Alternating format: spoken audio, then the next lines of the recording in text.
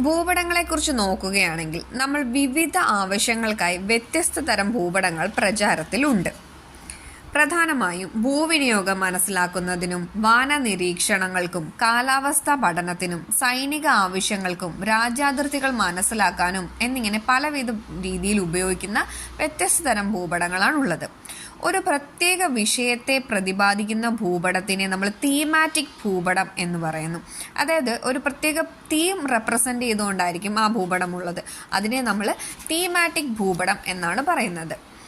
ഭൂപടങ്ങളെ പ്രധാനമായും നമുക്ക് രണ്ട് രീതിയിൽ വർഗീകരിക്കാം: ഭൗതിക ഭൂപടങ്ങളെന്നും സാംസ്കാരിക ഭൂപടങ്ങളെന്നും.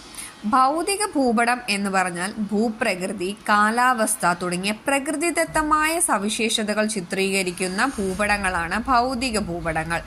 കൃഷി, വ്യവസായം, രാഷ്ട്രീയ അതിർത്തികൾ മുതലായ മനുഷ്യനിർമ്മിതമായ സവിശേഷതകൾ ചിത്രീകരിക്കുന്ന ഭൂപടങ്ങളാണ് സാംസ്കാരിക ഭൂപടങ്ങൾ.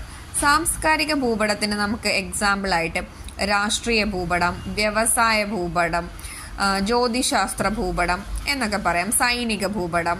ഭൗതിക ഭൂപടത്തിൽ മണ്ണ് ഭൂപടം, കാലാവസ്ഥാ ഭൂപടം, ഭൂപ്രകൃതി ഭൂപടം ഇവയെല്ലാം ഉൾപ്പെടുത്താം.